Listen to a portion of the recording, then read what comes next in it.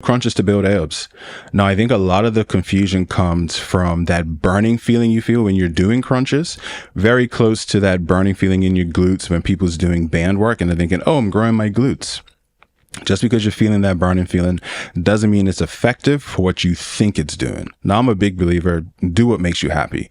But if you're doing something and you're trying to expect a certain goal, if you keep doing the wrong thing, you're not going to get any closer to that goal until you get frustrated. Now, if you're trying to create abs, if you're trying to see your abs, the best thing to do is just lower your body fat. You know, if you look at a picture of me now versus a picture of me before I compete, right now I'm probably at like 12% body fat. When I compete, I'm going to be closer to 5% body fat. You're going to see a lot more definition because I have a lot less body fat on me. I appreciate when you guys want to come up to me and tell me how much you like the podcast, but please, before you come up to me, leave a comment on the page. This is what really helps grow the channel. It helps tell the algorithm gods that, hey, this might be something popular, and it helps to tell it to other people to come watch the video. And you can look at most bodybuilders. That is what you're looking for. They're really lean, so you can actually see the muscle underneath because we've taken off that layer of fat. But I think people see that look, and then all you got to do is see someone doing some weird crunch thing, and you're like, oh, okay, well, this is why I never got my abs, because I wasn't doing this particular crunch exercise. You know, if we go back to last week's video about, you know, too much information, it's too easy for you to see someone have a certain look, and then you think you just got to copy that. The other thing when it comes to your abs, you got to know is a lot of it just comes down to your anatomy. Using a bodybuilder, you know, it doesn't matter how lean they get. If their anatomy, if their genetic structure is they'll only have a 4-pack, it doesn't matter how lean they get. They cannot create an 8-pack. The perfect example for this is even someone like The Rock. Like The Rock can get pretty lean, but he's never had defined abs. It has nothing to do with, you know, he's not doing crunches or he's not lean enough. It's just his anatomy. He just will never get big defined abs. So those are certain things you got to remember. Again, don't get caught up in seeing someone with an 8-pack and they're saying, well, I do this certain workout. And you think, okay, if I just do that over and over again every day, then maybe I can get that. Honestly, from what I've seen when people do crunches, you're more likely to hurt your neck or your back than actually get a 6-pack. Oh, I like that. I didn't even mean to make that rhyme. What I would always say to kind of focus on is your core. Now, your abs is the muscle that sits on top, the visible thing that you can see. Your core sits underneath those abs. Think of it like a belt that actually wraps around your whole torso.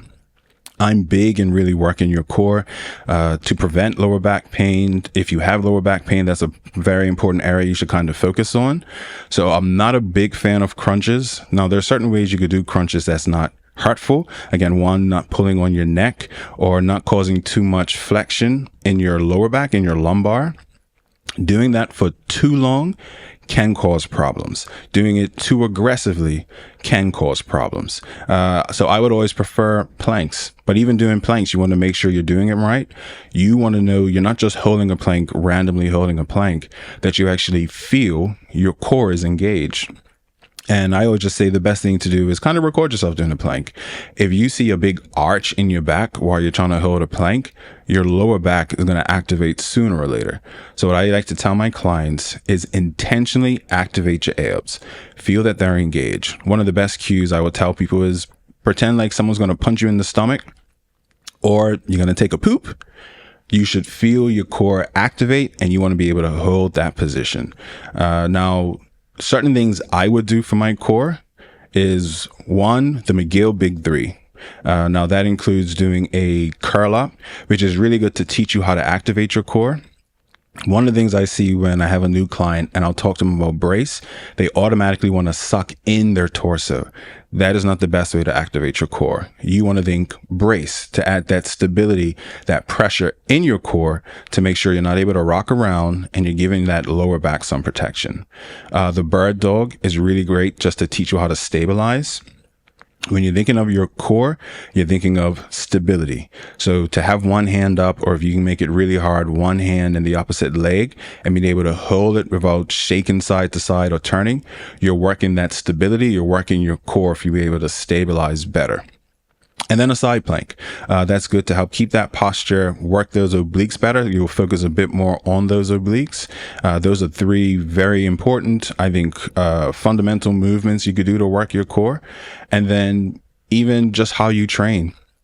Like, I think most of my core work comes through my training. I'm not thinking about swinging back and forward. I'm making sure I can feel my core. I'm not rotating side to side.